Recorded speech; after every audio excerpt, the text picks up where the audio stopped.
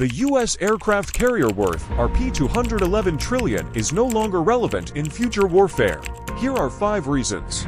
Chinese military technology a threat. The Carl Vinson is participating in exercises with 2 other aircraft carriers, and they're escorting destroyers from France and Japan, about 200 kilometers east of the Philippines. Since there are no wars to fight, U.S. carrier strike groups spend most of their time practicing this, learning how to operate alongside allied navies. Last year, they held an exercise that brought together ships from 18 navies.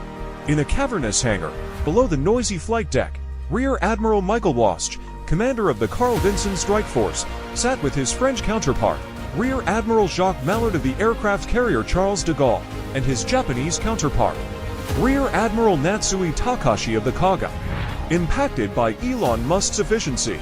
So, it's safe to say there's been much discussion about what President Trump will do with these naval giants. Elon Musk has promised devastating cost cuts to the Pentagon and its $900 billion budget. And Secretary of Defense Pete Hegseth has welcomed this, although he emphasized the Pentagon is not USAID, which President Trump has promised to completely shut down.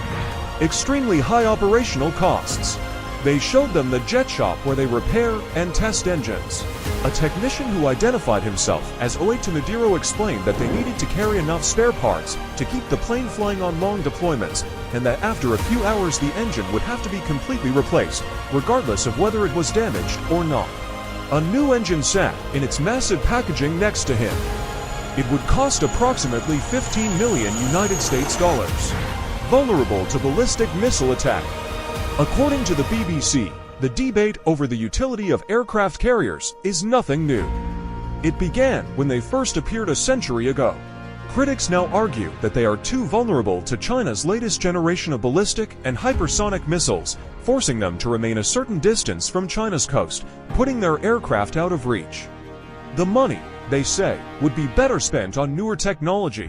U.S. defense reorientation.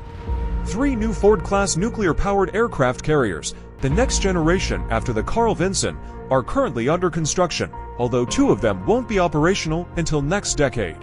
The plan is to complete 10 of these new class carriers, and so far there's been no indication that the Trump administration intends to change that. Despite widespread criticism, these U.S. supercarriers are likely here to stay.